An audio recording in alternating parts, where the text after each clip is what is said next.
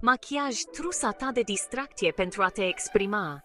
Hei, fete frumoase! V-ați uitat vreodată la o revistă și v-ați dorit să puteți încerca și voi acele machiaje cool? Ei bine, ghiciți ce? Machiajul e ca o trusă de pictură personală. Nu e vorba de a ascunde defecte, ci de a te distra și de a-ți exprima stilul unic.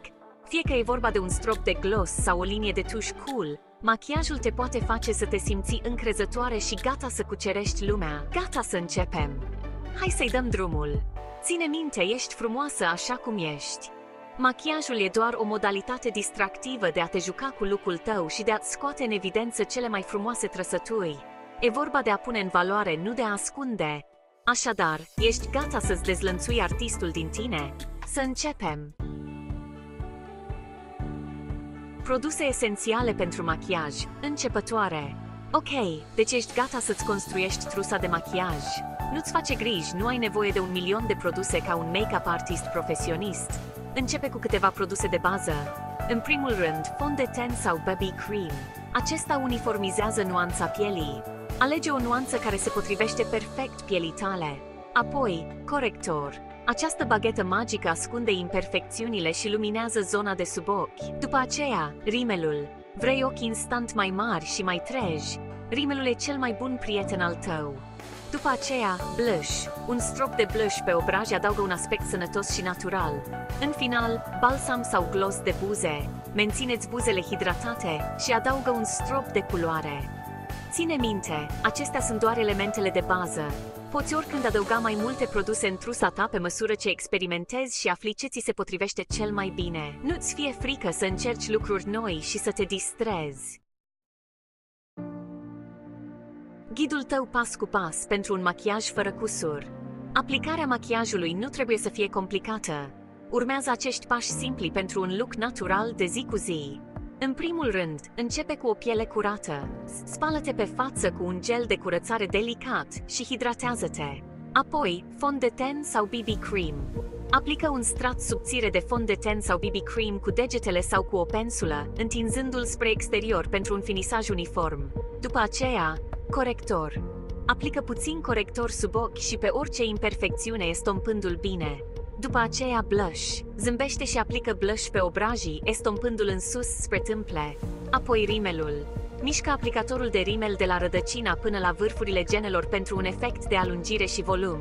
În final, balsam sau gloss de buze. Aplică produsul tău preferat pentru buze pentru un strop de culoare și strălucire. Și gata, un machiaj simplu și fresh care îți pune în valoare frumusețea naturală. Ține minte, practica este mama învățăturii, așa că nu-ți fie frică să experimentezi și să descoperi ce ți se potrivește cel mai bine. Sfaturi de machiaj pentru tipul tău unic de piele. Fiecare dintre noi este unic, la fel și pielea noastră. Iată câteva sfaturi pentru diferite tipuri de piele.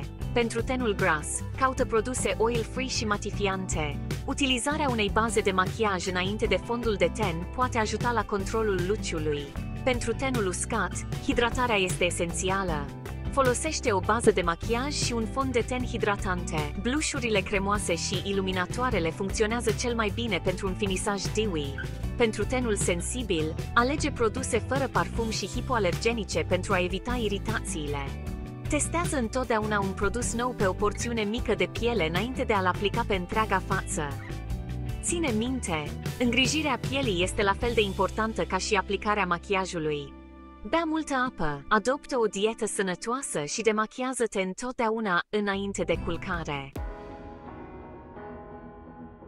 Greșeli de machiaj? E în regulă, am trecut toate prin asta. Ascultă, chiar și cei mai buni make-up artiști fac greșeli. Iată câteva dintre cele mai frecvente și cum să le eviți. Aplică prea mult fond de ten. Începe cu o cantitate mică și construiește acoperirea treptat. Mai puțin înseamnă mai mult. Sari peste estompare. Întinde întotdeauna bine fondul de ten, corectorul și blush-ul pentru a evita liniile dure. Folosește o nuanță greșită de fond de ten. Testează fondul de ten pe linia maxilarului în lumina naturală pentru a-ți găsi potrivirea perfectă. Pompezi rimelul. Acest lucru împinge aer în tub, făcând rimelul să se usuce mai repede. În schimb, rotește aplicatorul ușor. Nu te stresa din cauza greșelilor. Totul face parte din procesul de învățare. Distrează-te, experimentează și nu-ți fie frică să încerci lucruri noi.